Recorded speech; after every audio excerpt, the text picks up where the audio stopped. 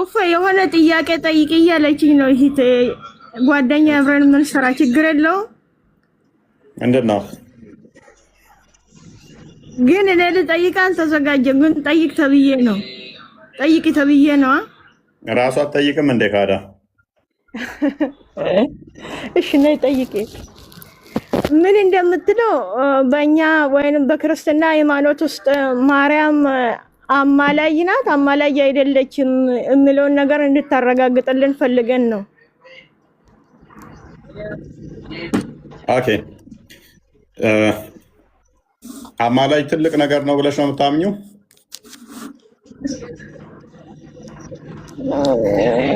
እኔ እንጃ ያኔ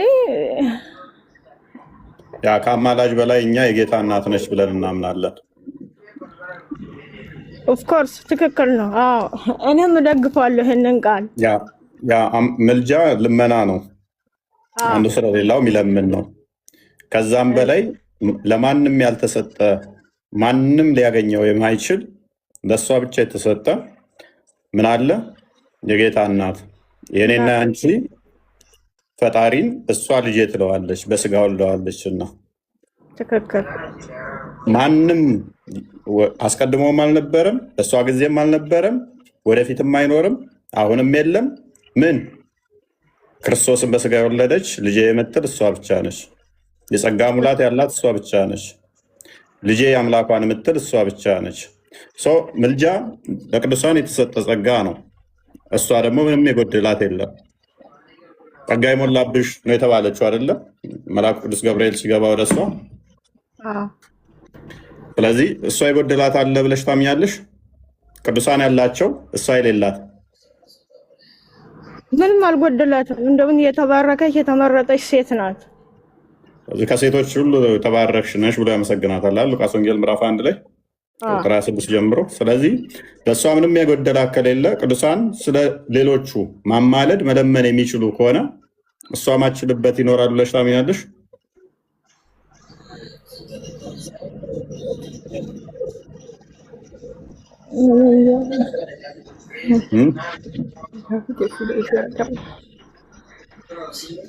ማማለድ ትችላለች። ለምን ምትል እሷ ልጇን ሲጀመር ጸልያ የማታገኘው ነገር የለም። ቢኮዝ እሷ ቅዱስ የተባረከች የተመረጠች የተለየች ስለሆነች እሷ ለምና የምታጣው ነገር የለም። ስለዚህ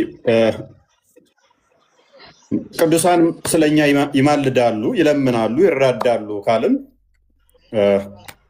እሷን ነጥለን አችልም ትችላለች የሚለው ውስጥ አንገባም ማለት ነው። የጎደላት ምንም ነገር ስለሌለ የጸጋ ሙላት ያላት ስለሆነች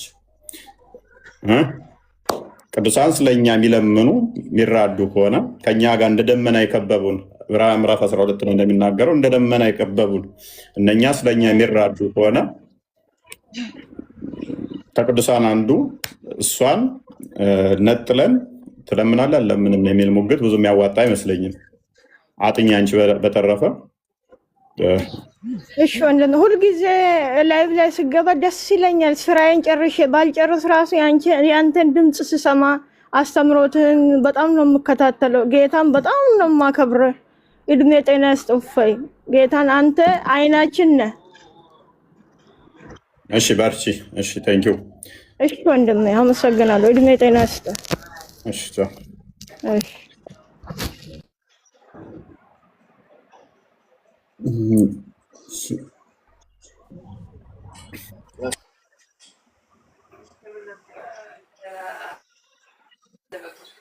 ሙስሊሙን ላስገባ ስል ክርስቲያን የሚገቡብኝ ታላቁ እንትና ቢኒ እንኳን ደህና መጣ። የታላቁን ፕሮፋይል ከስራ ይቼ እንኳን ደህና ቆያችሁ። እንዴት ናችሁ? ሰላም ብያለሁ። ሁላችሁ ነው መስጋና። ኦኬ የምትለዋለህ ወይ? ብዙ ነገር አልሰማሁም እና አሁን ደግሞ ሌላ ጉዳይ ስለጀመራችሁ ቀጥሉ። እስማና መሀል ላይ የሆነ ነገር ካለኝ እናገራለሁ። የመቃብር ቅጣትን እያወራን ነበር።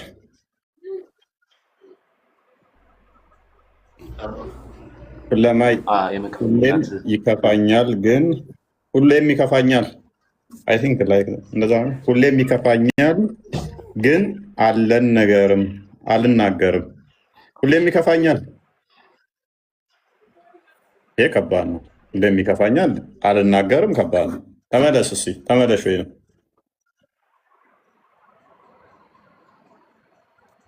ሁሌም ይከፋኛል። ተመለስ ወይንም ተመለሽ።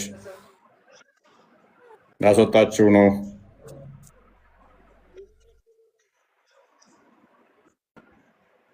አይሰማም። ይሄ ግን ለምን እንደሚከፋው ነው መጠየቅ ያለበት። እፎይ ሲቀድማል መሰለኝ። አይመልስማ። ሁሌም ይከፋኛል አልናገርም ብሎ እኮ ዘጋው።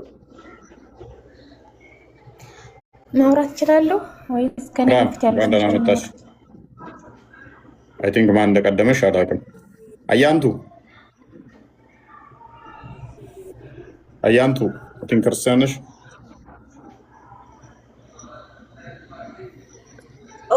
እሺ ማንኛው ነበር እያወራ ያለው? ኢክራም ኢክራም እንዴት ነህ? ፎይ እንዴት ነሽ? አልሐምዱሊላህ። መልካም። የመቃብር ቅጣትን እንዴት ታየዋለሽ? እኔ ለራሴ ጠያቄ ኑሮኝ ነው የገባሁት። ጠይቂያለሽ? እስኪ የእኛውን ሞክሪና። የመቃብር ቅጣት እንግዲህ በፈጣሪ ላይ የሚያሻርከው ይፍራ። እኛ አላህን ነው የምናመልከው። ዋነኛ ቅጣት መቃብር ምንድን ነው ምክንያቱ? የመጀመሪያው ቅጣት ምንድን ነው? እሽርክ። ሌላው መሐሪ ነው ፈጣሪ። አይ ሽንት ነው ይላል። ግን በመቃብር ቅጣት ዋነኛው ለመቃብር ቅጣት ምክንያቱ ሽንት ነው ይላል።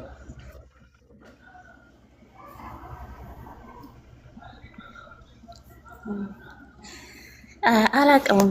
ፎያችን የማውቀውን ነው የምመልሰው። ያ አንዴ አዲሱን አንዴ ክፈተው እስኪ ብልጓል ጋር ማሪም ላይ ያለውን 104 አይ ቲንክ 104 እኔ የምጠይቀው የራሴን ጥያቄ ነው።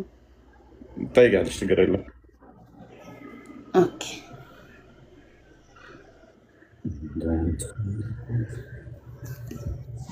ኦኬ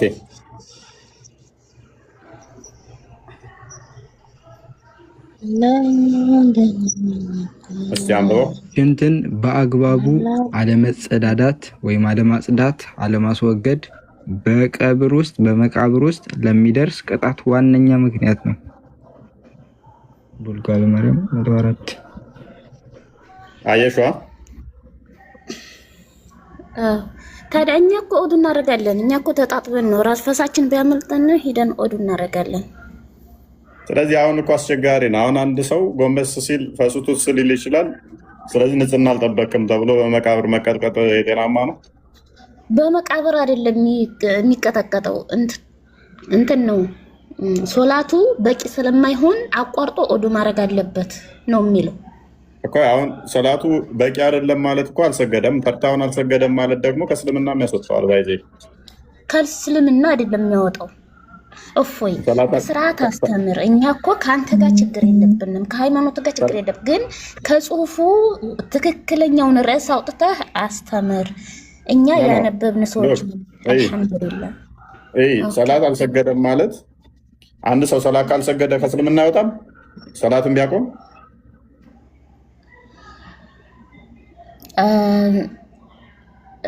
ሶላቱን ቢያቆም ማለት አስረዳኝ። ለምሳሌ አይ ቲንክ 5 ነው ምናምን ተርታውን 5 ጁማ ካልሰገደ እንደዚህ ተርታውን እስከዛ ከእስልምና ይወጣል። እና ታዲያ ያን እኮ እናትክን ወደሃት በኋላ አልወዳትም እንደማለት እኮ ነው። እንዴት ሊሆን ይችላል? እሺ እንደዚህ ከሆነ ተግባር አለ እኮ። እንደዚህ ከሆነ አሁን ሊሰግድ ሲል ፈሷ አመለጠው፣ ዝም ብሎ ቢቀጥል ጸሎቱ ተቀባይነት የለውም አይደለ? ውዱ ሳያደርግ ቢቀጥል ኦኬ። ጸሎት ሊሰግድ ሲል ደግሞ ለምሳሌ አንቺ መንገድ ላይ ቢያገኝሽ እና ቢጨብጥሽ ቢነካሽ ሰላቱ ተቀባይነት አለው? ማለት መንገድ ላይ ቢጨብጥሽ ማለት ወደ መስጊድ እየሄደ አንቺን አገኘሽ እና አንቺን ቢነካሽ ከዛ ኡዱባ አደርግ ሰላቱ ተቀባይነት አለው? ሲጀመር ሙስሊም ሐጅ ነብይ አይጨባበጥም። ስለዚህ አይጨብጠኝም። መኪና ውስጥ ስትሄዱ ነካሽ፣ እሺ ባስ ታክሲ ተጠቅማችሁ ወይም ባጃጅ አልጨብጠውም፣ አይጨብጠኝም። እንደማይጨባበጥ ራሳችሁ ታውቃላችሁ። አዎ እኛ ህጋችንን እናከብራለን፣ ህጋችንን እናከብራለን። አሁን ሙስሊም ሐጅ ነብይ አይጨባበጥም ሲባል ሙስሊሞች ሰው አይወዱም ትላላችሁ። እኛ ህጋችንን ስለምናከብር ነው። ስለዚህ አይጨብጠኝም።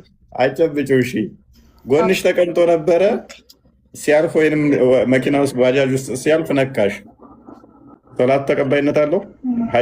ውዱስ አይደል?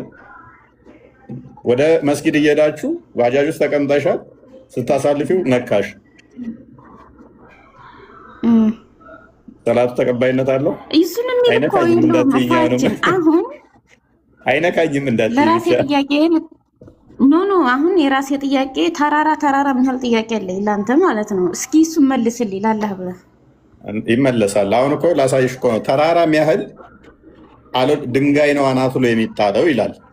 ተራራ ያህል መቃብር ውስጥ ይጣልበታል ይላል። እፎይ እንዴት መሰለህ፣ አንድ ሰው ፈሱን ቢፈሳ ኦዱ ይበላሻል። ከእስልምና ሳይሆን የሚወጣው ከዱዓው ወይ ደግሞ ከሶላቱ ነው እንትን የሚልበት መቅቡል አይሆንም ወይ ተቀባይነት የለውም ማለት ነው። ስለዚህ ኦዱ አድርጎ ተጣጥቦ ይሰግዳል ማለት ነው። ኦኬ አሁን ምሳሌ የክርስቲያን ወገኖቻችን አሉ ዊግ አድርገው ጭራቸውን ጥፍራቸውን ሰክተው ሆዲው ይሰግዳሉ፣ ስግዴት ያደርጋሉ አይደለ? ተቀባይነት አላቸው። ኦኬ ይሄንን ካመጣሽው አይቀር ጸጉርሽን በስርዓት በየቀኑ ማበጠርም እኮ ወንዱን እኮ በመቃብር ውስጥ ሊያስቀጣው ይችላል እኮ። ወደ መሬት እንድውጣው ሊያደርገው ይችላል። ጸጉሩን አሳምሮ ዘና ኮራ እያለ ወደ መስጊድ ቤት አንዴ ሐዲሱን ጥያቄውን ስጠይቅ እኛ ደግሞ ጥያቄውን ስመልስልን እኛ ደግሞ መልስ እንመልስልሃለን። እየመለስኩልህ አንድ ሰው እስልምና ይወጣ ወይ ፈሱን ቢፈሳ አልከኝ፣ ቢጨባበጡ ሳልከኝ እንደማይጨባበጡ ነገርኩ። ሐጅ ነብይ አይጨባበጥም እንደማይጨባበጡ ነገርኩ። አሁን ክርስቲያን ወገኖቻችን ቤተ ክርስቲያን ሲሄዱ አይናቸው ላይ ጭራ አድርገው ጥፍር ሰክተው ዊግ አድርገው ነው የሚሄዱት። ተቀባይነት አለው? Okay. While a man was walking clad in 2 pieces of garment and proud of himself, with his hair የቱ ጋር ነበር? ከፍ አድርገው ትንሽ ኮምፒውተር በጣም ቀጫጫ ነች። ተርጉም ወይ ነው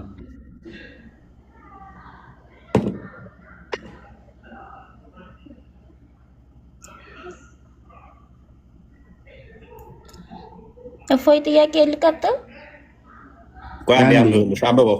ነብዩ ወይም አቡል ቃሲም እንዲህ ብለዋል። አንድ ሰው 2 ጥንድ ልብስ ለብሶ ራሱን ኩራት እያለውና ፀጉሩን አበጥሮ በማን አለብኝነት እየተራመደ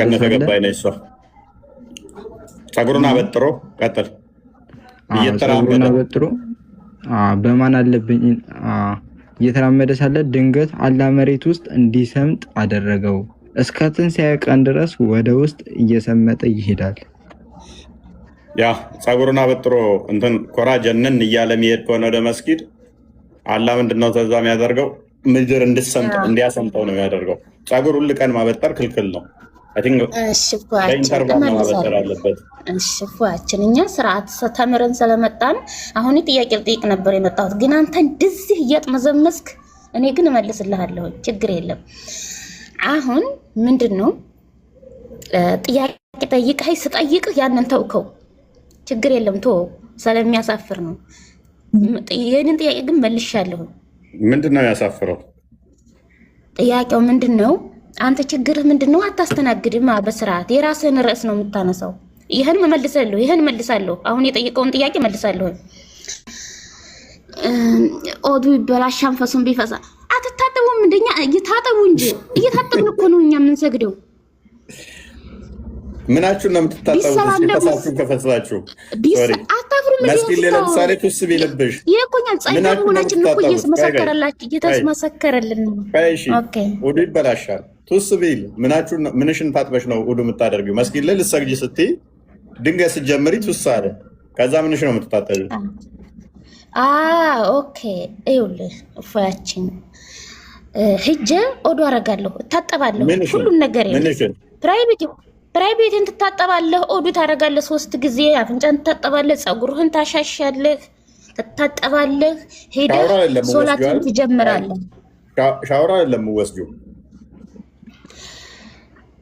ሻወር አይደለም የምንወስደው። ሻወር የሚወሰደው ሌላ ሲሆን ነው እኮ። ሻወር ከሆነ እሱ ጀናባ ምናምን ከሆነ እሺ። አሁን ለኡዱ ከሆነ ፈስ ተፈስተሽ፣ ስለዚህ ፈሱ እኮ በቃ ልብስሽ ላይ ነው እኮ እንትን የሚለው እንጂ ሄዷል። አየር እኮ ነው። ምን ፀጉሬን ውሃ ባሻሸው ከፈሱ ጋር ምን አገናኘው? ውሃ አስነክቼ ፀጉሬን እንደዚህ ማሻሸል፣ ክንዴን እንደዚህ ማሻሸል ምን አገናኘው ከፈሱ ጋር? እኛ ግዴታ መጽሐፋችን የሚለንን ስለሆነ የምንከተለው እንደዛ አድርገን ነው ኦዶ የምናደርገው። እሺ አሁን እሺ ክርስቲያን ወገኖቻችን ከባሎቻቸው ጋር አድረው ጧት የማይታጠቡትንስ ምን ትመክራቸዋለህ? የማይታጠቡትን ምን ትመክራቸዋለህ? አትግማሙ ታጠቡ ነው የምላቸው። ጎበዝ እፎያችን። እንደዛ ከሆነ ሚዛናዊ ሰው ትሆናለህ። ከፈስ ጋር እኮ አይገናኝም እኮ ፈስ። አሁን ይኸውልሽ አትግማሙ ታጠቡ የምላቸው። ወደ ዋናው ርዕሳችን እንሂድ። አክራም አንዴ። ይኸው የምላቸው ምንድን ነው? እኔን ስለሚሸተኝ እኔን ስለሚገማኝ ንጽህና ለመጠበቅ እንጂ ይሄን አድርገሃልና ፈስፈስተሃልና ፈጣሪ ጸሎትን አልሰማህም አይለኝም። ፈስሽን ከፈሳሽ መላእክቶቹ ጸሎት አያደርጉልሽም ለአንቺ። ይህን ታውቂያለሽ። ውዱስ ካላደረግሽ ድረስ አላህ ይማራት አላህ ይቅር በላት የሚለውን ያቆማሉ። ፈስሽን ቱስ ስታደርጊ ከሰሙ። እኔ እንደዚህ አይነት አምላክ የለኝም። በዚህ ምክንያት ፈስፈስተሃል ቱስ አድርገሃል ብሎ ጸሎትን አልቀበልም። ደግሞም ይሄንን በማድረግ ሽንትን በእንትን አላደራረክም ብሎ መቃብር ውስጥ በመዶሻ የሚቀጠቅጠኝ አምላክ የለኝም። ይሄን መጠበቅ እናንተ የምታምኑት ክርስቶስ ለእኛ ተቀጥቅጧንና ምንም ኃጢአት ብንሰራ በዚያ ይከፈልናል ብላችሁ ስለምታምኑ ነው። እኛ ደግሞ ቀጥታ ከፈጣሪያችን ጋር ስለምንገናኝ ነው። ለሰው ምናምን አይደለም። ገባ? ለአባቶች ለቤተ ክርስቲያን ለአባቶች ምናምን ለፍጡር ሄደን አንናገርም። ለፈጣሪ ብቻ ነው ቁመን የምናናገረው። ውሸትሽን ነው አቅረብ እየዋሸሽ ወላሂ እንደ እናንተ እኮ ሄዳችሁ ቤተክርስቲያን ለአባቶች እኮ ነው የምትናገሩት። ለአባቶች እየዋሸሽ እንደሆነ ላሳይሽ። ትስማሚያለሽ? ንስሐ አባትን ለመምታት ነው። ኧረ እኔ እስማማለሁ። እሺ አዳምጪኝ። አልሐምዱሊላህ ሙስሊም እፎይ አሁን ማለት ነው። አዳምጪኛ። እሺ ቆይ ማርያም፣ ቆይ እኔ ለራሴ ጥያቄ አላህ ብቻ መልስልኝ። እኔ ብዙ መልስ የመለስኩልህ ነው። ኧረ በእናትህ ብቻ መልስ። ቆይ ትጠይቂያለሽ። ይችን አጥርተናት እንሂድ። ለአባቶቻችሁ ቤተክርስቲያን ሄዳችሁ ትናገራላችሁ፣ እኛ አንናገርም ምናምን ያልሻ ስህተት ነች። እንዴት ስህተት እንደሆነ ላሳይሽ። በቀላሉ አንድ ጥያቄ ልጠይቅሽ። አንቺን ከመጠየቄ በፊት ሁለት ሰዎች አሉ።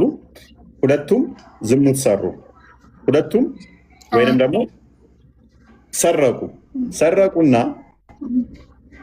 ከዛ ሁለቱም አላስቻላቸው። ከሰረቁ በኋላ ጸጸት ተሰማቸው።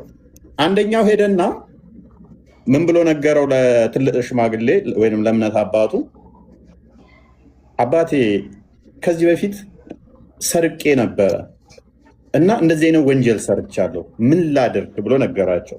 ያኔ በማለማወቅ ወይም በስሜታዊ ሆኜ ይህን አድርጌያለሁ፣ ምን ትሉኛላችሁ አላቸው። አንደኛው ደግሞ ሰርቋል። ከዛ ወዲያ ምን አለ? አደባባይ ላይ ህዝብ ፊት እንትን አለና እናንተ ሰዎች ወይንም አንደኛውን ሰውዬ አደባባይ ላይ ሰርቄ ነበረ ምን ትሉኛላችሁ አለ። የትኛው ነው የተሻለው? ለሰውየው የተሻለው ቢናገር የትኛው ነው የሚሆነው? አንቺ ብትሆኚ የትኛውን ትመርጫለሽ? ለምሳሌ ወንጀል ሰርተሽ ጸጸተሽ እና ገባ መካከል ውስጥ ኡስታዝ ና ስማ ሰርቅ ያለው ማለትን ነው የምመርጭው? ወይንም ኡስታዝ ከዚህ በፊት ሰርቄ ነበረ ምን ላድርግ ብለሽ ምክር መጠየቅ ነው የምመርጭው? ኦኬ አሁን ገባኝ። ምክር የምጠይቀው ከቁርአን አንጻር አላህ በባሪያዎቹ ላይ የቱን ነው የምመርጭው እኮ ላስረዳህ እኮ ነው። እኔ ያዳምጥኩ አይደለም እንዲገባህ እኮ ነው። አሁን ምንድነው እኔ ከቁርአን ላይ ብዙ አንቀጽ ስላለው አላህ እንግዲህ ለሌባዎቹ ምን አይነት ምህረት እንዳለው ትላልቆች ኡስታዞች እነሱ ከኛ ይበልጥ አንብበው ስለሚረዱ አንቀጹን ስለሚያውቁት ወይም ሀኛ የበለጠ እያነበቡ ስለሆኑ የአንቀጽ አንድ ሰው በአንድ ባሪያ በምድር ላይ የሆነ ወንጀል ሲሰራ ምን አይነት ከፋራ ማውጣት እንዳለበት ይጠይቃል እንጂ ያንን ኡስታዝ ሄዶ እየተናዘዘው አይደለም። አንድ ማወቅ ያለብህ ነገር እንዴት ነው የምትጠይቂው? ኡስታዙን ነው የምትጠይቂው ወይንስ መስጊድ ላይ ኡስታዝ እንዲያርግ ያለው ምን አድርጊ ብለሽ ነው የምትጠይቂው? የትኛው ነው? እየነገርኩህ እኮ ነው። አንቀጹን ኡስታዙ ስለሚያነበው በምድር ላይ ምን አይነት ከፋራ ማውጣት እንዳለብኝ እሱ ስለሚነግረኝ ነው እንጂ ለፈጣሪ ነው የምናገረው።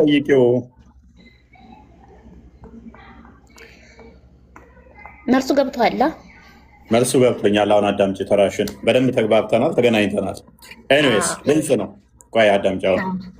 ስለዚህ እኛ ንስሐ አባት ሲባል ወይንም ለአባት ሄዶ ሲነገር አንድ ሰው በምድር ላይ ደካማ ነው፣ ወንጀል ይሰራል፣ ኃጢአት ይሰራል። ስለዚህ ወደ ፈጣሪው መመለስ ይፈልጋል። ወደ ፈጣሪው መመለስ ሲፈልግ መፍትሄ ምን ማድረግ አለብኝ? ለምሳሌ ሰርቆ ከሆነ መስረቁ ሄዶ ለአባቱ ይነግራል። አባ እንደዚህ አድርጌ ነበረ፣ ባለማወቅ እንዲያጥፍቼ ነበር፣ ምን ላድርግ ይላል። እኛ አባት ምን ያደርጋሉ? አንድ ቤት አድርጊ፣ ንብረቱ መመለስ ካለበት በልጄ እንደዚህ የወሰድከው ጥፋት ነውና ይሄን ያህል እንደዚህ አድርገህ ይቅርታ ጠይቀህ ንብረቱን ለባለቤቱ መልስ፣ ንስሐ ግባ፣ ጸልይ፣ ፈጣሪ ይቅር እንዲልህ እንዲያደርግ ብለው ይመክሩታል። ስለዚህ ምን ያደርጋል? ከንስሐ አባቱ ጋር ተነጋግሮ ኃጢአት ይሆንበታል፣ ወንጀል ይሆንበታል፣ አይሆንበትም፣ ምን ማድረግ አለበት የሚለውን ጋይድ ያደርጉታል፣ ይመሩታል ማለት ነው። ሰርቆም ከሆነ ዋሽቶም ከሆነ ዘምቶም ከሆነ መንገድ ይነግሩታል። አንድ ያዳምጪኛ ይጨርስ። እንዲህ አድርግ ብለው ጋይድ ያደርጉታል። ከዛ ችግሩን ያጠፋውን የበደለው ካለ ሄዶ ይቅርታ መጠየቅ ካለበት እኛን አባት ይዞ ሄዶም ይሁን ይቅርታ ጠይቆ ወደ ፈጣሪው ይመለሳል። ይሄ የክርስትናው ነው። በእስልምናው ግን ምንድነው የሚደረገው? ከዘሞተም ከሰረቀም ከዋሸም ሄሎ ኡስታዝ ባሌ ጡቴን ይጠባል፣ ምን ማድረግ አለብኝ? ጡትሽ ወተት አለው የለውም? ወተት ካለው እና ከሌለው ልዩነት አለው? ወተት ካለው ልጅ ይሆናልና ሐራም ነው ጋብቻው። 5 ጊዜ ጥቢ ሐራም ይሆናል። ድምጿን ጎረቤት ዘመድ እየሰማ ነው። ባሏ ምን እንደሚያደርጋት እያዳመጡ ነው። ሰፈር ውስጥ መዋረጃ ይሆናል። ሄሎ ኡስታዝ ሰፈሬ አንድ ወንድ ነበረ፣ ተቀራረብንና ወሲብ አደረግን። አስተፍሩላህ ሱብሃንአላህ። ከዛ ረገዝኩኝ ነገር ከዛ አሁን ወልጃለሁኝና ልጁ በሱ ይጠራል አይጠራም? አዳም ይጠራል አይጠራም? አባቱ አይደለም። አባቱ አይደለም።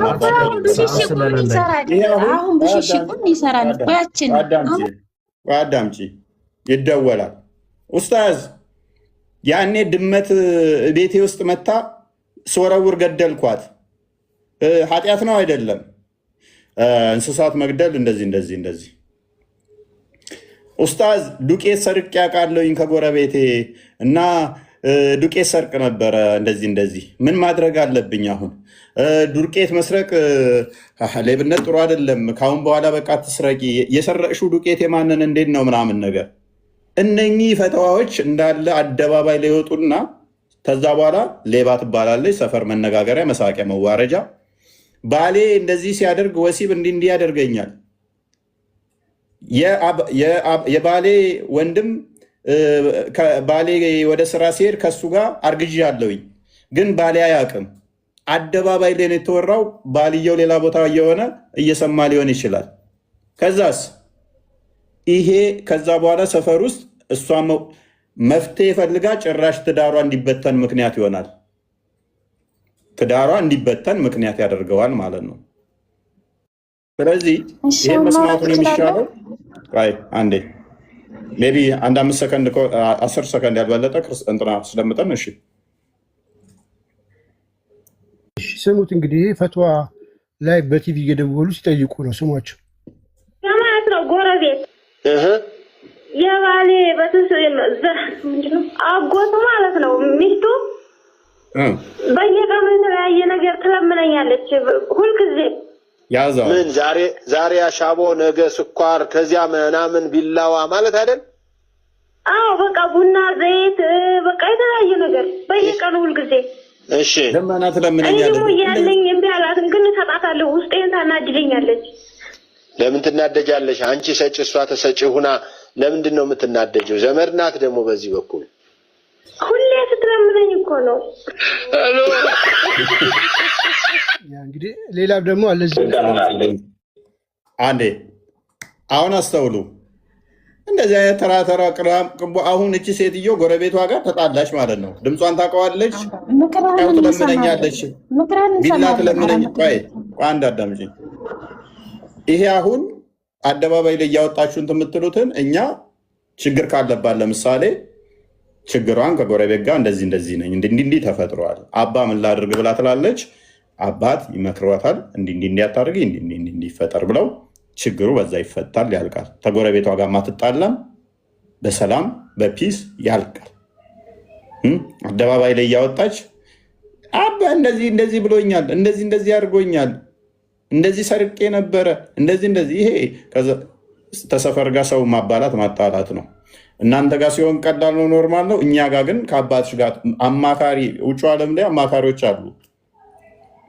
አሁን ችግሩ እንደውም አብዛኛው ሰው አማካሪ ያስፈልገዋል እኮ። አብዛኛው ሰው ጨልሏል። ምክር የሚያስፈልገው ብዙ ሰው አለ።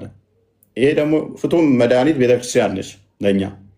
ምዕመናን ሲቸገሩ ሲጨነቁ ችግራቸውን ሄደው አባ እንዲቸግሮኛል፣ ከፍቶኛል፣ ተበሳጭቻለሁ፣ ተናድጃለሁ፣ ህይወት መሮኛል ብለው ሊያማክራሉ። ሄደው እኛ አባት እንዴት ማለፍ እንዳለባቸው ከባሏ ብትጣላ፣ ከእናት ከአባቷ ብትጣላ፣ ከዘመዷ ብትጣላ የምታማክረው የልብ ጓደኛ ወዳጅ የሌላቸው ብዙ አሉ። ቢኖራቸውም የልብ ወዳጅ ነገር ሊለያት ነገር ሊጣላት ይችላል። እኒህ አባቶች ግን ግዴታ አለባቸው እስከ መጨረሻ ድረስ እነሱን የማጥናት ልጆቻቸው ልጄ በርቺ፣ አይዞሽ፣ በጸሎት እያሰቧት በጸሎት እንድበረታ እያደረጓት ሀዘኗን እየተካፈሉ ችግሯን እየተካፈሉ እንደ ልጃቸው ቆጥረው ምክር የሚሰጧት በመንፈሳዊ ህይወት እንድጠነክር እንድበረታ የሚያደርጓት ነው። በአንድ ስልክ ሄዶ እንደዚህ አድርጌያለሁ፣ ሄዶ ራሴን ላጠፋ ነው ከፍቶኛል ምን ላድርግ እንደሚባለው አይደለም እንደናንተ። ስለዚህ ጥያቄሽ በደንብ የተመለሰ ይመስለኛል። አሁን ንስሐ አባት ጋር እንዳመች ደግመሽ። እሺ ትንሽ ጥያቄ ልጠይቅ እባክህን ፍቀድልኝ። ትጠይቂያለሽ ግን ኢክራም እዚህ ላይ ራሱ ቶፒኩ ላይ ትንሽ ተመለሽና አላህ ሁሉን የልብ አዋቂ ከሆነ አንቺ ሳታቂ ሽንትሽ ልብስሽ ላይ ጠብ ስላለ ብቻ ሰላትሽን አለመቀበሉ እንዴት ነው ለአላህ ብቻ ነው የምነግረው ብለሽ ልትናገር የቻልሽው? ቢኮዝ አንቺ ሳታቂ ነው የሰራሽው። እኛ ጋር አሁን እግዚአብሔር እንደሱ አይደለም የሚያዩ ይላል። አንደኛ ሳሙኤል ላይ እግዚአብሔር የልብን አዋቂ ነው ይላል። የልብን ያውቃል። አላህ ግን ሳታቂ ለሰራሽው ነገር ያንቺን የልብሽን ሳያቅ በመቃብር በመዶሻ ያስቀጠቅጥሻል። ይህንን ታዲያ እንዴት ነው አንቺ አላህን ለመንሽው አልለመንሽው ምን ትርጉም አለው? ሽንትሽ ሳታቂው ልብስሽን ከነካው እዚህ ላይ ምን ትያለሽ? ጥያቄ ልጠይቅ። ፈሱም እኮ ያው እኮ ነው። ፈስ አሁን አንኮንትሮል የሆነ ጋዝ ነው። ልክ እንደምንተነፍሰው ነው ፈስ። ኖ ከፈሱ ውጡና ማለት ነው። እስኪ ጥያቄ ልጠይቅ። ፍቅር አሁን ሌላ ቤት ኡስታዝ ሲገቡ ክርስቲያን ወገኖቻችን ሲገቡ ቅድሚያ እድል ይሰጧቸዋል። የፈለጋችሁን ጠይቁ ይሏቸዋል።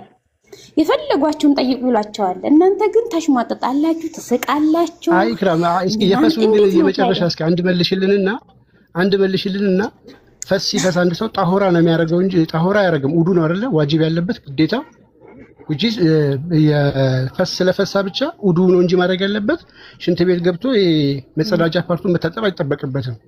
ሶ የፈሳሽው በመጸዳጃ ፓርትሽ ከሆነ እግርሽን መታጠቡ ምንድነው ግንኙነቱ? ምንድነው ጥቅሙ? እጅሽን መታጠቡ የፈሳሽው እኮ በእጅሽ አይደለም። ይሄን እንዴት ታይዋለሽ? እስኪ ፕራይቬት ነው ተታጠባል። ታጠቡ እንጂ ወገን ምንድን ምን ይሻል? አሁን እዚህ ጋር አልጋችሁ ዝም ያላችሁ እሺ በቃ ልለፍሽ። የጠየኩሽ ግን ገብቶሻል። ውዱ ፕራይቬት ፓርቲሽን ታጠቢ ብሎ ያስገድድም እስልምና ለፈሱ ራሱ እያልኩሽ ነው። እጅሽን ነው ታጠቢ የሚለው፣ እግርሽን ነው፣ አፍንጫሽን ነው። የማይገናኝ ነገር ማለት ነው። ጥያቄ ልጠይቅ ነው። ፎይን ተወሰን ተውትን እነዚህ ዝም ብለው ነው ታያቸው። ሰው ቢፈሳው በእግሩና በእጁ ነው። ስለዚህ በሱን ከፈሳ እጅና እግሩን መታጠብ አለበት። ውሃ ደግሞ ጭንቅላቱን መቀባት አለበት። ሰው በእጁና በእግሩ አይፈሳም ያላችሁ ማን ነው? እንደ እስልምና። እሺ እፎይ፣ አሁን ጥያቄ አለኝ። አሁን ክርስቲያን ወገኖቻችንን ይህን ከመጥፎ ነገር አትየው። ክርስቲያን ወገኖቻችንን ከሆነ ኡስታዝ ቤት ሲገቡ እድል ይሰጧቸዋል። አሁን ሌላ ፖለቲካ እድል ይሰጧቸዋል። ፖለቲካውን ተይና ምንድን ነው ቀጥይ ተባልሽ። ጥያቄሽን ጠይቀሽ እኮ ነው እስካሁን ስናብራራ አላችሁ። ጥያቄውን ብቻ ወደ ጥያቄው ብቻ ግቢ ነው ማለት ሰው ፍሪ ነው ማድረግ ያለባችሁ። ይኸውልሽ አዳምጪ። ንስሐ አባት ላይ እኮ ጥያቄ ጠይቀሽ እኮ ነው ምላሽ የሰጠንሽ። ንስሐ አባትን እንትን እላለሁ ብለሽ ስናብራራ የቆየ ነው። ፈተዋሽን የሚያመጣ ነው። ንስሐ አባትን አንስተሽ ነው እኮ አንቺ ለአባቶች እንደዚህ ሄዳችሁ እንደዚህ ታደርጋላችሁ ምናምን ብለሽ ማለት ነው። ራሱ ጥያቄ ካልሆነብሽ እኮ ጥያቄ ጠይቀሽ ነው። ኦኬ አሁን ጥያቄው ምንድን ነው? አንድ ሰው የነቢያትን አምላክ አምልኩ ይላል ሙስሊም። ወደ ኦርቶዶክስ ስመጣ ግን ገብርኤልን ምናምን ማርያም ደግሞ ሁለት ሆነው ተገኝተዋል። እነ ማርያም ማለት ነው። ማን አረንጓዴ ልብስ የለበሰ ይሁናት ወይስ ልጅ አቀፈችው ናት? ማርያም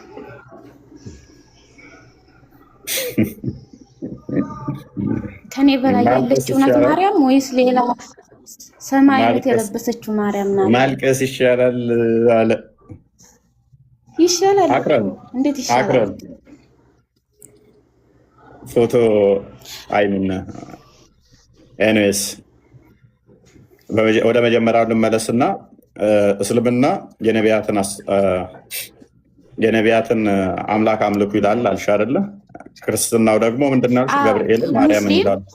ሙስሊም ቀጥታ ጥያቄ ስትጠይቀው ፈጣሪን አምልክ፣ የነቢያትን አምላክ አምልክ ፈቀጥ 4 ነጥብ ይመልሳል። አሁን ምንድነው ወደዚህ ስመጣ ገብርኤል ምና በቃ የሚምሉበት ብዛቱ ማንኛው ነው አምላክ ነው? አሁን ጥያቄው አንድ መልስ ብቻ።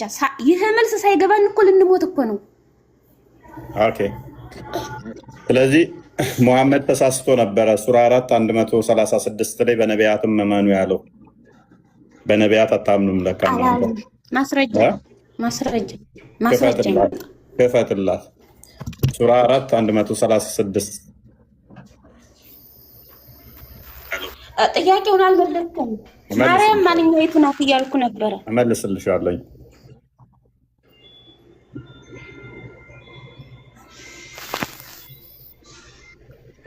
አብዶ ሚዛን ቀጫጫ ነው። ለእኔ አይታየኝም። አንቦ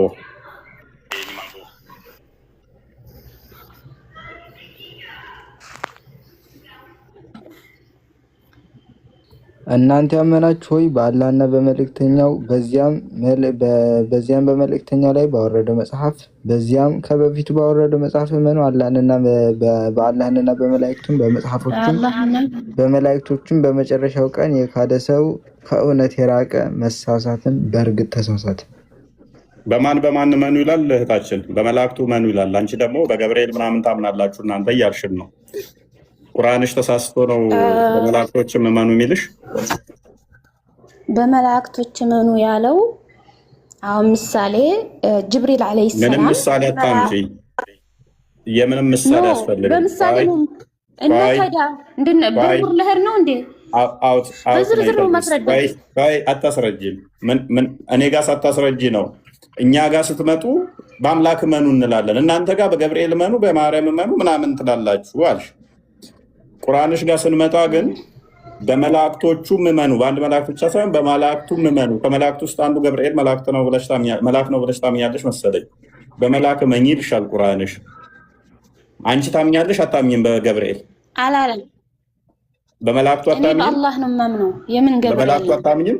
ገብርኤል እኮ የአላህ ባሪያ እኮ መልእክተኛ። አታምኝም? ታምኛለሽ? በመላእክቱ ታምኛለሽ አታምኝም? በመላእክት ማምነው ቁርአን ባወረደው ቁርአን ማን እንዳወረደ መኑ ነው እንጂ ያለው በመላእክት መኑ አላለም። አይ ኖ በመጽሐፍቶቹም በነቢያቶቹም በመላእክቱም እመኑ ይላል። ታምኛለሽ አታምኝባቸውም? እመኑ ያለው ቁርአን አላህ እንዳወረደልን ነው ብሏል። አልጠየኩሽም እኔ ታምኛለሽ አታምኝም? በምንድን ነው ማምነው? በአላህ ነው ማምነው። ስለዚህ አትክጃቸዋለሽ ማለት ነው። የካደ ሰው ደግሞ በእርግጥ ተሳሳተ ይላል። ኖ አንተ እኮ ስላልገባህ እኮ ነው። በደንብ ገብቶኛል። መጽሐፍሽ እመኝባቸው ይላል፣ አላምንባቸውም ብለሻል። ጅብሪል አላህ ልኮታል አይደለ? ለመርየም ልኮታል። ወንድ ልጅ ትወልጃለሽ ስሙ ኢሳ ይባላል ብሏል። ያንን ነው መኑ ያለው። መኑ ያላንን ኖ በሁሉም እንድታምኚ በመልእክተኞቹም በተላከው መጽሐፍ እመኑ። በመላእክቱም በመጽሐፍቱም በመልእክት ማስረጃ እመኑ የሚለው ምንድን ነው? ሲው አይታይሽም? በደንብ አግሎ አላት። ይኸው በመጽሐፉ እመኑ ያለው በመጽሐፍ እኮ በቁርአን አታምንም እንደ በቁርአን አላህ ባወረደው ቃላት አታምንም? እሺ በመላእክት ውስጥ ታምኛለሽ? በመላእክት ውስጥ አላህ በላከው ታምኛለሽ?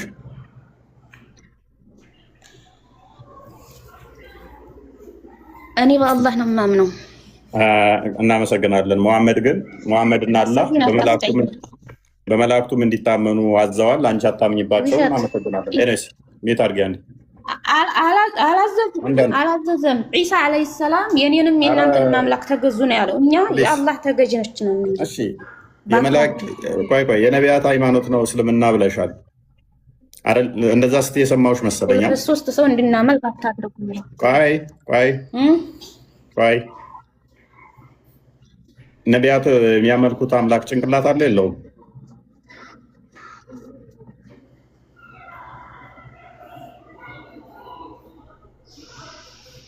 አላውቅም። ባትስ አለው የለውም? አላህ እግዚአብሔር እጅ አለው የለውም? የጠየኩሽን መልሺ። ባት አለው የለውም? የነቢያቷ የምታመልኪው አይኖች አለው። መጽሐፍ ቅዱስ ላይ እያነበብን እኮ ነው። እግዚአብሔር እጆች አሉት። ለምን ብሽሽቅም ያደርግልሃል? ብሽሽቅ አይደለም። ጣልቃ ትግባለህ ደግመህ። አየሽ የነቢያት አምላክ ነው ካልሽ በኋላ ያ የነቢያቱ አምላክ ያልሽው ጭንቅላት አለው የለውም ስልሽ አናቅም። ስለዚህ አንቺ አምላክ የነቢያት አስተምሯል ሲገለጥ ነው። ያ ታዲያ ነቢያቶቹ ገና እንደገና እንደ አዲስ መጥተው ሲገልጹላቸው ነው እና ነቢያት አምላክ ትነግሪኝ። እሺ ፎይ እግዚአብሔር ምን ይመስል ነበረ? ተገልጿል አልተገለጸም? እግዚአብሔር ምን ይመስል ነበረ?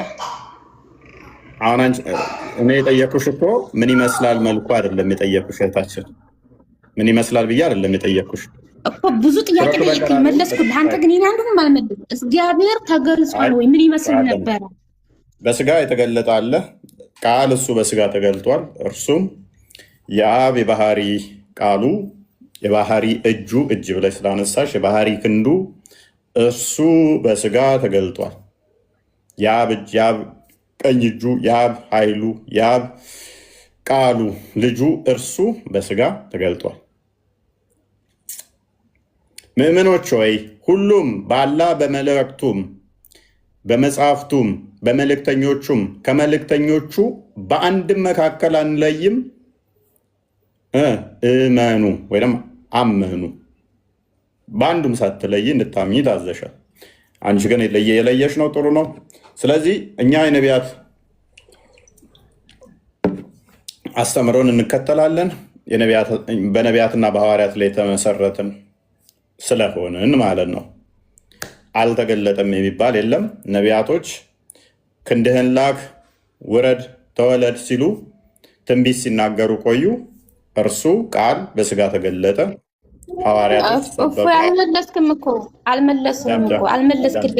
አልመለስክልኝም እኮ እግዚአብሔር ማንን ይመስላል? ፈቀጥ ማንን ይመስላል እግዚአብሔር እያለች የእሷ ፈጣሪ አምሳያ ስላለው የእኛን ልታመሳስለው እየሞከረች ነው። እህታችን እንዴት እንደማስረዳሽ አላውቅም። ሜይ ቢ አንድ ያልተግባባ ነው ነገር አለ። እያወራን ያለ ነው ስለ እግዚአብሔር ነው።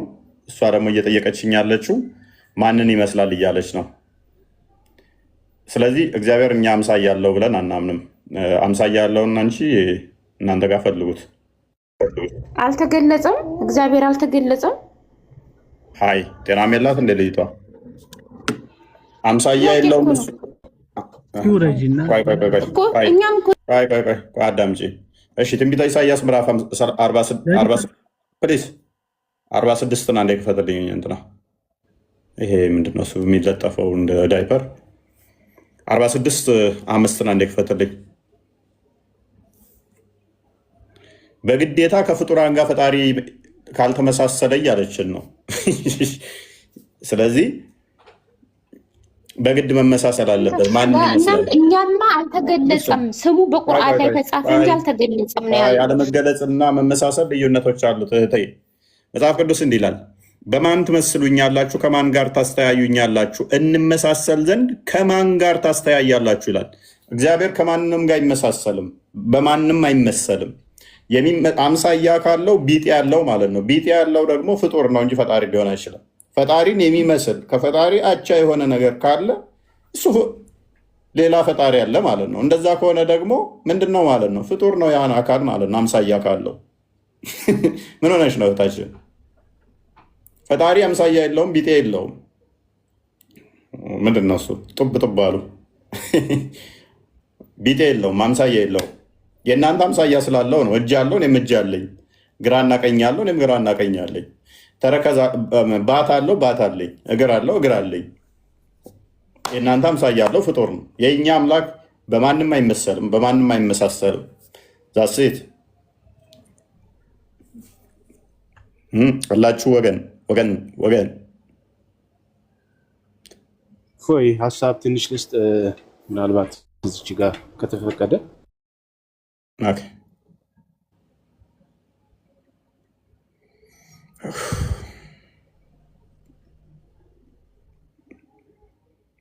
ቲንክ ነገ የማይሰማው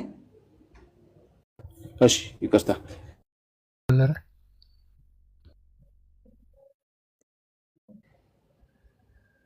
ተቋርጫለሁ። ሰማለሁ። ኦኬ ያ ይላሉ፣ ግን የነቢያት ሃይማኖት ምን እንደሆነ አያውቁም፣ ወይም ደግሞ የተማሩት ነገር የለም።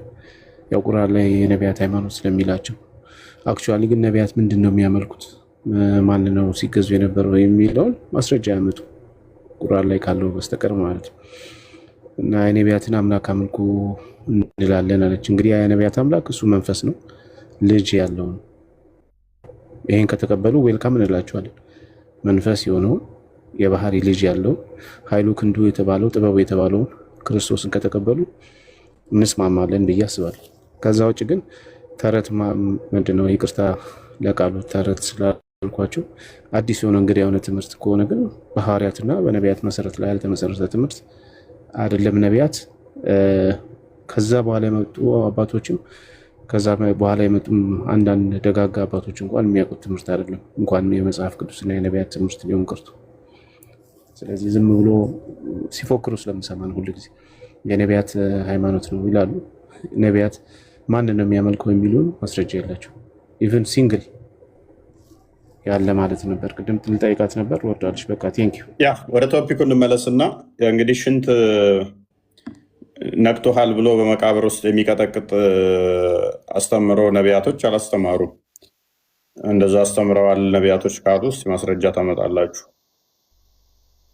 የመቃብር ቅጣት የሚባል አለ። በመቃብር ውስጥ በመዶሻ ትደበደባላችሁ ብለው ያስተማሩ ነቢያቶች አሉ። ከመሐመድ ያስተማራሉ። አብደው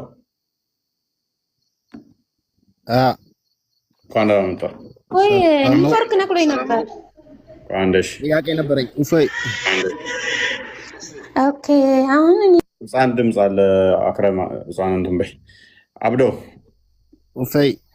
አቤት አቤት፣ ጥያቄ ነበረኝ። ቆይሽ የመቃብር ቅጣትን ታምናለህ? ጥያቄ አስናግደኝ። መጀመሪያ የጠየቅኩ ቅድሚያ ቶፒኩ ላይ የመቃብር ቅጣትን ታምናለህ? ጥያቄን አስተናግደኝ፣ በኋላ ትጠይቀኛለህ። እሱ ቅድሚያ መልስ። የመቃብር ቅጣትን ታምናለህ ወይ?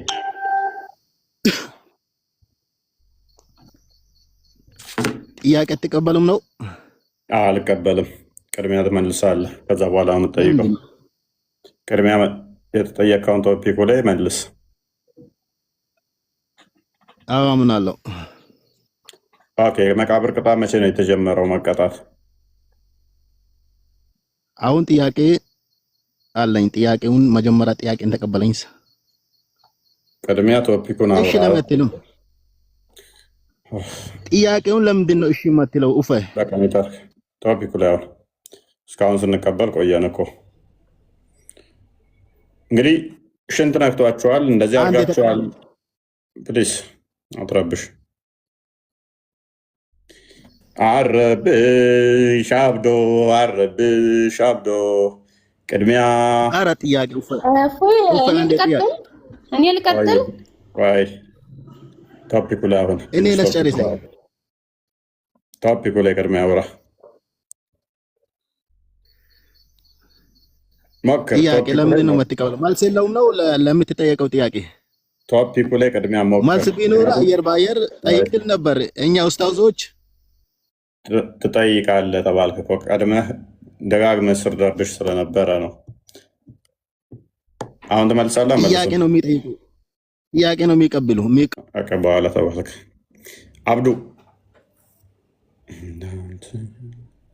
አብዱ አሊ እንግላንድ አብዱ አሊ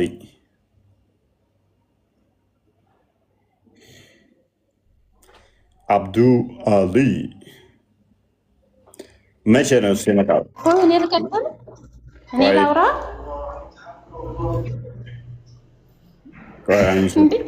ወደ ቶፒካችን ተመለስን። ወጣሽ እያወራ ይቅርታ፣ እንትን ዋይፋይ የለኝም ነበር። እሺ ቀጥይ። ምንድን ነው? ኦኬ ቴንክ ዩ። ምንድን ነው ጥያቄ? የማርያም ፎቶ አሁን ሁለት ሆኗል። ማንኛው ነው? ከዛ ቀጥሎ ደግሞ ጥያቄ ኦኬ ሚውት አድርጉልኝ፣ ድምጽ ያስተጋባል። ኦኬ እና ደግሞ ምንድነው ይህን እንኳን መልሰው ይሆናል፣ ግን ያው ጥያቄውን ላቅርብልህ። ምንድነው እንግዲህ የማርያም ወይም የመርየም የእናታችን የመርየም ስም በቁርአን ላይ 30 ጁዝ ቁርአን ላይ ስሟ ንጹህ እንደሆነ ተጠቅሷል። እሺ እስማማለሁ። ሰማያችሁ? አዎ። እና በእኛ ስሟ ነው እንጂ የተጠቀሰው ፎቶ የላትም። በእናንተ ግን በጣም ብዙ ፎቶ አላት። ማን ነበር ያነሳት? አንዱ ጥያቄ ይሄ ነው። ፎቶ ማን ነበር ያነሳት? ሁለተኛው ጥያቄ አሁን ጎግል ላይ ሰርች ስናደርግ እንዳለ የተለያየ ሀገር ምሳሌ የህንድ ሌላ ነው፣ የነጮቹ ሌላ ነው፣ የኢትዮጵያ እናንተ ደግሞ ሌላ ነው። ለምን ተለያየ ነው ጥያቄ። ከዚያ ቀጥሎ ደግሞ ሁለት ሆነ ፎቶ። አሁን በኢትዮጵያ ኢትዮጵያዊ ሁና የኢትዮጵያዊ ካርቸር ኑሯትኝ ወይ የእናንተ ካርቸር ኑሯት፣ ከዛ ሁለት ሆነ ፎቶዋ ማለት ነው። ማንኛይቱ ነች? ወይስ ማን ነው ፎቶ ያነሳት? ኦኬ ያን ጨርስ። ሌላ ጥያቄ የለኝም። መልካም እሺ። መቼም ሌላ ጥያቄ አታመጣብኝም። ይሄን ብቻ መልስ። ፎቶ የሚለውን ኬት አመጣሽው? ኖ አሁን የህንዶቹ ሌላ ነው የሚሆነው፣ ስላሴ ምናምን ባው ሌላ። እነዚያ ደግሞ ቆንጆ ቆንጆ ናቸው፣ አበባ አላቸው ምናምን። ፕሊዝ ፎቶ የሚል ኬት አመጣሽ?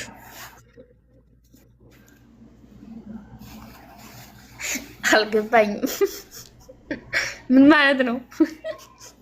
አይ እኛ ለምስኪው እኛ የማርያም ፎቶ አማርኛ አይደል እንዴ? ፎቶ እኮ ነው እያልኳል።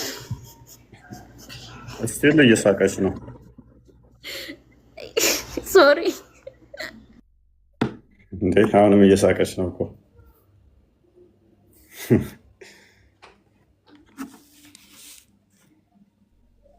አሁንም እየሳቀች ነው። አክረም እየሳቁ አይደለም ኖ እና ልታስቀስፉን ነው እኮ ነው ሁላ ፎቶ ድርድር እኛ አይ አሁንም ትስቂያለሽ እንደ ጅል ማለት ነው። እንደምትቀሰፊ አሁን አሳይሻለሁኝ። እኔ እንደምትቀሰፊ አሳይሻለሁ። ግን እኛ የማርያም እባክዎን መልሱ ሳይመለስልና እድሜያችን ሄደ እኮ ፎቶ የሚል ኬታ መጣሽ? እኛ ፎቶ አነሷት ተነሳሽ ፎቶ የሚል የለንም እኮ አስተምሮ የለንም። ኬታ መጣሹ ማለት እየሰገዳችሁ አይደል? እንደ ፊልም ፎቶና ስዕል ልዩነቱን እስቲ ንገሪኝ።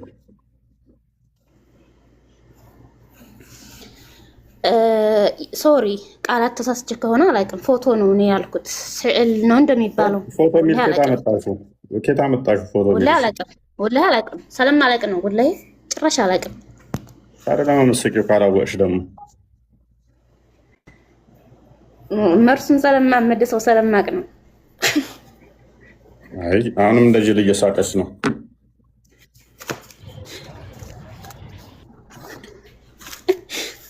ምንድን ነው የሚያስቅሽ? ኧረ እባክህ መርሱን መልስልኝ። እኔ እየሳቅኩ አይደለም። ለምን ካርቸሩ ለምን ተለያየ? ቆይ ፎቶ አነሱ የሚል ኬታ መጣሽ? ቅድሚያ ፎቶ አንስታችኋል ያልሽውን ኬታ መጣሽ? ስቲል እየሳቅሽ ነው። ኖ በጣም ሶሪ ይቅርታ። በቃ ይፎይ አሁን ምንድን ነው የተለያየ ሀገር እንትኑ ስዕሉ ይለያያል። አንደኛው እሱ ነው። ሁለተኛው ደግሞ ምንድን ነው ማነው ፎቶ ያነሳቸው ነው። አልቋል ጥያቄ። ሲስተር ለምንድን ነው አሁን የምትደግሚው? ፎቶ እኛ ብለን አናምንም። ፎቶ አነሳቸው የሚባል አስተምሮ የለንም። ሶሪ በቃ ስዕል አልኩኝ እኮ። አሁን መልስ መልስ ዝም ብለህ እንትን አትበለኝ፣ አታምታታኝ እኮ። እየተሳሳትሽ እኮ ነው። ይቅርታ አልኩ። ተጠቅሞ ስለማላውቅ ይቅርታ አልኩኝ። እንደዛ ማለት እንደነበርብኝ ነው የማውቀው። ስለዚህ አትሊስት ስዕልና ፎቶ ለያ መሰረታዊ ነገር እንኳን ለይሄንን። ኤኒዌይስ ሶሪ አሁን ወደ ጥያቄ ልዩነቶቹን አየሻቸው? ከላይ የተጻፉ ስዕልና ምስል ልዩ የኡማዎች ምንድን ነው የምትጽፈው? ለዩ የኡማዎች ያስተምራቸው እስኪ ትንሽ ኮርስ ስጣት። ባይዘው በመጽሐፍ ቅዱስ በየትኛውም ቦታ ስዕል አትሳሉ የሚል የለም። ማንም ከየትኛው ቤተ እምነት ማምጣት አይችልም። ይሄንን አትቅረጹ ነው የሚለውም ያው ምስልን ነው። ምስል ያው ባይዘው ይላችሁ አትቅረጹ አይታችኋል። ለምሳሌ ፎይን ፊት ለፊታችሁ ታይታላችሁ አይደል? እሱን አምጥታችሁ አትቅረጹት ነው። አይታችኋል? አትቅረጹት ነው እንጂ ስዕል አትሳሉ፣ በእጃችሁ አትሳሉ፣ ጥበብን አትጣበቡ አይልም። አትቅረጹ ነው። ምንድነው ጥያቄ? አይ ቲንክ ማን አይቷቸው ሰዓላቸው ነገር ነው። ሁለት ሆነዋል ኢትዮጵያ ውስጥ የሚል ነው ጥያቄዋ። እስቲ ሁለቱን አሳይን እስቲ ቅድሚያ፣ ከዛ ምላሽ ለመስጠት። ፎቶ እንዳልሆነ ተግባባን። ምስል ነው። ስዕል ከሆነ እሱን ተስማማን። ሁለት ናቸው ያልሻቸውን አሳይን እስቲ፣ ሁለት የተለያዩ እንደሆኑ።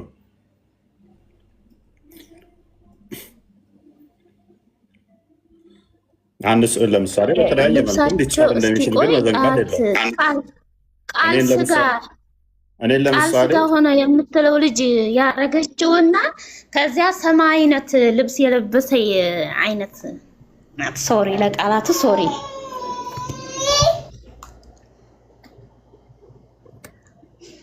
ልብሱ ነው ሰማያዊ እና ቀይ እንትን ሲሆን ልዩነቱ መጥቶብሽ ነው የልብሱ። እኔ ለምሳሌ አንድ ሰው ልጅ ያላቀፈቻለች እቺ ልጅ ያቀፈች ናት። እሺ ማለት መልስልኝ። አሁን በጣም እየቆየን ነው እኮ። አሳይኛ። ሌላኛው የተለያዩ ናቸው ስላልሽ አሳይኝ። የማንን ስዕል እያወራሽ እኮ ማዕት ነው ግን እኔ ማዕት መሆኑ እኮ አሳይኝ።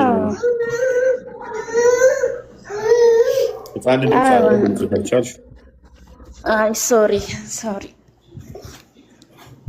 በቃ መልሱን አመልሰው እኮ አምጪ መረጃውን አሳየን።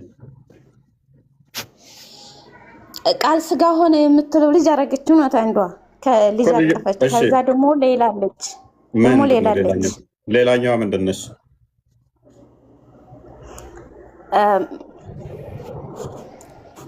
ኪዳነ ምሕረት ቆይ ማን ጠየቀህ አንተ? እና ምንድን ነው ሌላኛው? መልሱን በጊዜው መልሳ ቀላል እኮ ነው። መልስ ካለው ቆይ አፍጥነው አለ። ኪዳነ ምሕረትና ማርያም አንድ ናቸው? ኔቨር አንድ ናቸው ምናምን አላልኩም እኮ። እሷ ለማለት ፈለገች እሱ ከሆነ በይ ነው የጠየቅሽው። ኪዳነ ምሕረትን ነው ወይንስ ማርያምን ነው? እኔ አንድ አይነት ተመሳሳይ መልክ ነው ያላቸው። እንግዲህ አላቅም ማንኛውን ነው የጠየቅሽው? ቃል ደግሞ ጤነኛ አይደለም። ማን አዘዘ?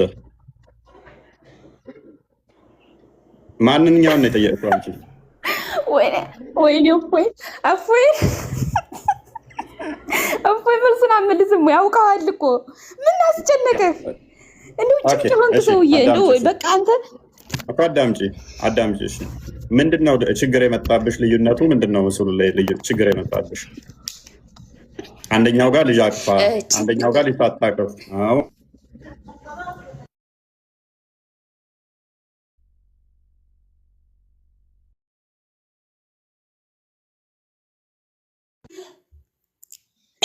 ችግር አልመጣም። ግን አንድ ሰው በቃ ሃይማኖትን ማወቅ ይፈልጋል።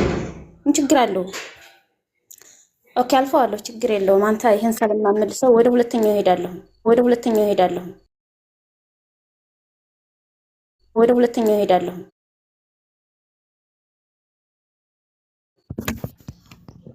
ኦኬ አክረም፣ ልዩነቱ አንደኛው ልጅ ማቀፏ አንደኛው ልጅ አለመኖር ነው ያስጨነቀሽ? ያስጨነቀሽ ሳይሆን የተለያየ ሀገርም የተለያየ ሆነ፣ በኢትዮጵያም ሁለት ሆነች። ችግር የለውም። እኛ ያው ስዕል ብዙ ስለሚኖራችሁ ምንም አይደንቀንም። ግን ሁለት መሆናቸውን በቅርቡ ነው ያወቁት። ድንጋይ ስላለሽ አትቸኩይ። ጥያቄሽ እዚህ ላይ ምንድን ነው ነው? አንደኛው ጋር ልጅ ይዛለች፣ አንደኛው ጋር ልጅ አለመያዟ ነው ወይ ችግር የሆነብሽ? የተለያዩ ነች እንድትይ ያደረገሽ ምኑ ነው? በቀላሉ ሴሉን ማን ነው ሳለው ነው አለችው። ሴሉን ማን ነው ሳለው? ታስፈልገዋል። ሴሉን ማን ነው ሳለው? ምን ትእዛዙ አለ? መልስ በጊዜው። አይመልስም። አሁን ግማሽ ሰዓት ሆነ በቃ የተጨቃጨቁት። አዳምጪ። እሺ ስዕላት ምንድነው? እሱ በቤተክርስቲያናችን ውስጥ ትውፊት አለው። የማርያምን ቅዱስ ሉቃስ እንደሳላት ይታመናል ማለት ነው። ቅዱስ ሉቃስ ደግሞ ወንጌል የጻፈ ነው። ስለዚህ ከማርያም ጋር የነበረ ነው። ከዛ በኋላ ግን በዛ መሰረት ይሳላል። ይሄ ማተር የሚያደርግ አይደለም። ይህንኛው ያየሽው ቃል ኪዳን የተገባላት ኪዳነ ምሕረት በሚለው ነው። ያንኛው ደግሞ ልጇን አቅፋ ነው። አሁን አንቺ ጥያቄሽ ሁለቱ የተለያየ ነው ያልሽበት መሰረታዊ ነገር ምንድን ነው? ልጅ መታቀፏና ለመታቀፏ ልዩ እንዲሆን ምን ያደርገዋል ብለሽ ያመጣሽው አርጉመንት ከምን አንጻር ነው? እኔን ለምሳሌ አንድ ሰው ቁጭ ብዬ ቢስለኝ፣ ቆሜ ቢስለኝ እኔ ሁለት ሆንኩ ማለት ነው ወይ ነው? ወይንም ደግሞ እኔ የተለየው ነኝ ማለት ነው ወይ?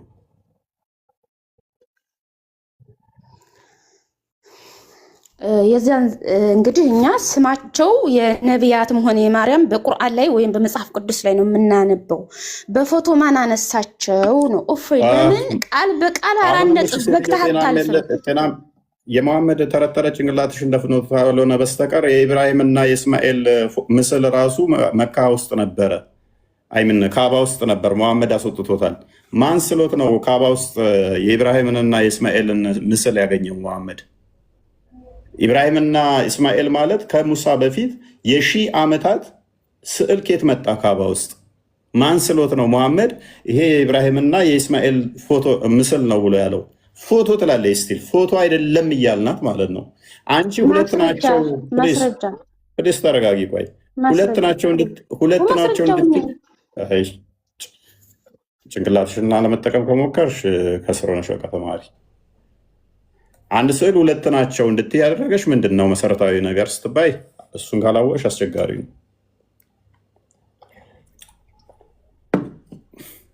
እንትን ምስል በእኛ የለም ምናምን እያለች ነበረ ደግሞ እና አይ ቲንክ በእስልምና እንደዛ ይባላል። ጅብሪልም አንድ ጊዜ መሐመድ ጋር ሲመጣ ፎቶ እና ውሻ አለ ብሎ ነበር የሸሸው። ነገር ግን እዛው ሳሂህ ቡኻሪ 3895 ላይ ትንሿ ሚስቱን አይሻን ፒክቸሯን ይላል ምስሏን በሐር ጨርቅ ሽልከን ጨርቅ ላይ ምስሏን አምጥቶ በህልሙ እያሳየው ነበረ። እንግዲህ ጅብሪል ፎቶ ባለበት ቦታ አይገኝም እየተባለ ግን ፎቶ ይዞ ሲመጣ ነበረ፣ ስዕል ይዞ ሲመጣ ነበረ። ያንን ስዕል ማን ስሎት ነው? ጅብሪል ስሎት ነው ይዞ ሲመጣ። ጅብሪልስ እናንተ በእኛ ስዕል የለም ካላችሁ፣ መላእክት ስዕል ያለበት ቦታ አይገኙም ካላችሁ፣ እንዴት ስዕል ይዞ ይገኛል? ጅብሪል ሊገኝ ይቻለ? ሙስሊሞች የምትናገሩትና አስተምህሮታችሁ ይለያያል። አይሻ ጋር አንዴ አይደለም 2 3 ነው በሐር ጨርቅ ላይ የተሳለበትን ጨርቅ ይናገራል። ሲልከን ጨርቅ ላይ የተሳለ ስሎ ይዞ መጥቶ ነበረ። ቀጥል ቪኪ።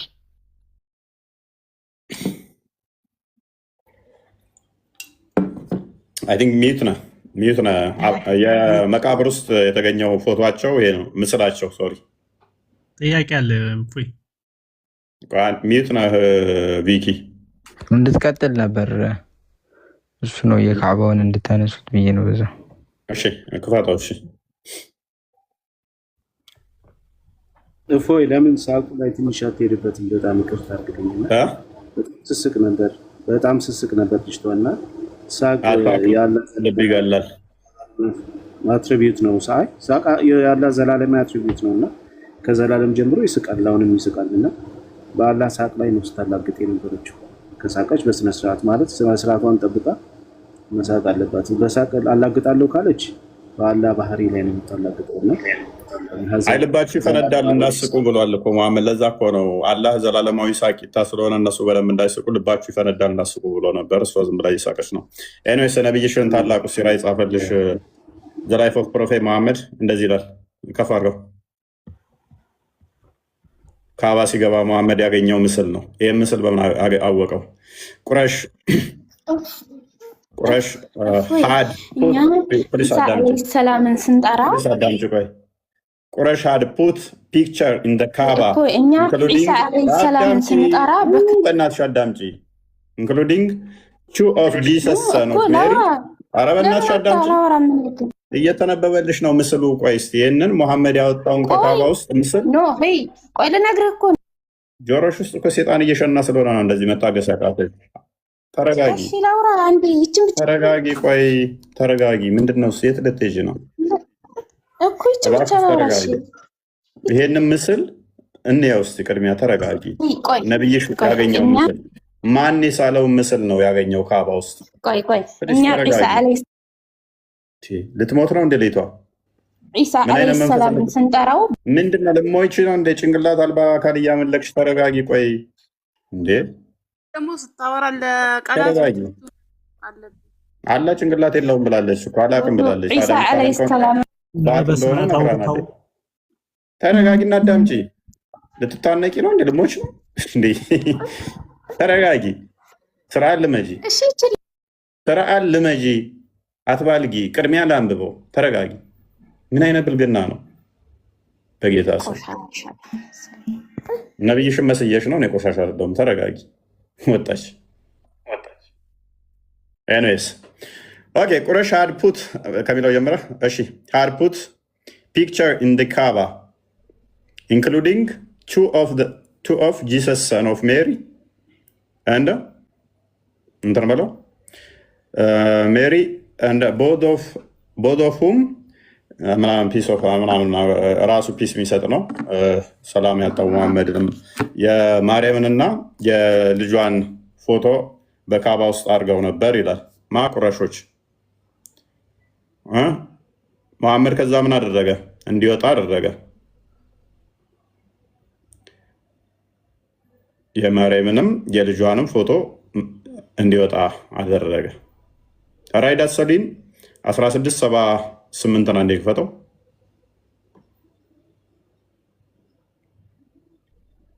ይሄ የማርያም ፎቶ ነው፣ ምስል ነው። ይሄንኛው የልጇ የኢየሱስ ምስል ነው ብሎ መሐመድ በምን አወቀው? ስዕል ካሌለ በዛን ሰዓት።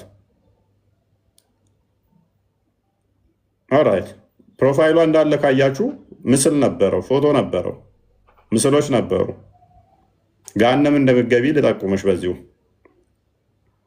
ራይድ ሰሊን 1670 ላይ እንደዚህ ይላል። I heard the messenger of Allah saying the picture of Yafa እንትን በለው። ለምን እንደዚህ የምታደርገው? ብዥ ለምን ታደርገዋለህ? ተርጉም አይነምሽ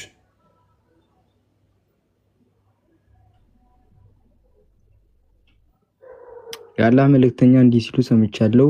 ኢአፋህ ወፎቹን በማስባረር መገመት፣ ጠንቋይነት፣ መሬት ላይ መስመር በማስመር በመስመሩም መተንበይ እና መርዶን ወይም መጥፎ ገጠመኞችን እንደ መጥፎ ምልክት መቁጠር፣ ጣዩረህ ሁሉም የጅብት የጣዖት አምልኮ ሪያድ አሳሊን 1678 ነበር። ኦኬ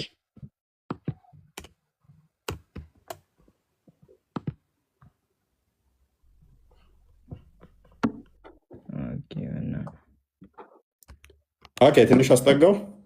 ብዥ አታድርገው።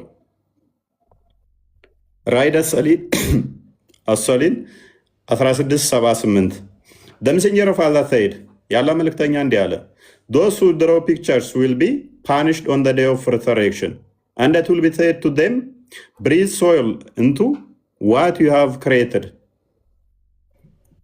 የአላ መልእክተኛ እንደዚህ አለ፣ ምስል የሚስሉ ሰዎች በቂያማ ቀን ወይም በትንሣኤ ቀን ይቀጣሉ። እናም እንዲህ ይባላሉ፣ ህይወት ስጡት፣ ነፍስ ስጡት እየተባሉ ይወገሯታል ይላል። እህታችን አሁን ምስል አስቀምጣ ፕሮፋይሏንም ምስል አድርጋ ነው የመጣችው። ከሚወገሩት አንዷ ነች። በቂያማ ቀን ምስል አድርጋ ምስል እዛ ነው የመጣችው። መላይክም አይጠጋትም፣ ጸሎቷንም አያቀርብላትም። ያው እንደ ነብዩዋ ማለት ነው። ነብዩ ብላ የምታምነው ቤትህ ውስጥ ምስል ታይቷል ብሎት ጅብሪል አልመጣ ብሎት ለ15 ቀን ያህል ርቆት ነበረ። ውሻ ባለበትና ምስል ባለበት ቤት መልአክ ስለማይገባ ፕሮፋይሏ ላይ ምስል ደቅ አድርጋ ምስል እናንተ አላችሁ ትለናለች። እኛ ምስል ተከልክለናል ብለን አናምንም። ምስል ካለ እንደዚህ ትወገራላችሁ ተብለን አናምንም።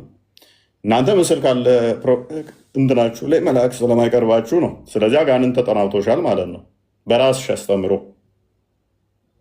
ፕሮፋይሏን ምስል አስቀምጣ እናንተ ጋር ምስል አለ። ምስል ያለው ምስል የሚያደርግ ልብሱ መጋረጃ ላይ እንኳን ምስል ተገኝቶ አስወጥቶ ሲያስጥላት ነበር አይሻል። ቤት ውስጥ ምስል መጣለ ስላለ ብቻ መልአክ አልመጣለኝ ብሎ ነበር።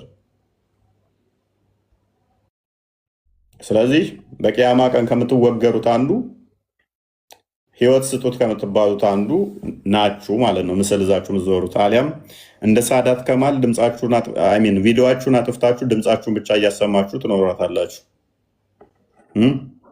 እንደ ሳዳት ከማል አንዲት ፎቶ አለችሁ የምትዘዋዟር፣ ባካችሁ ደብቁልኝ እያላችሁ ፎቶችሁን ላለመወገር ላለመቀጥቀጥ ፎቶችሁንም ምናችሁንም ደብቃችሁ በድምፅ ብቻ ትኖሯታላችሁ።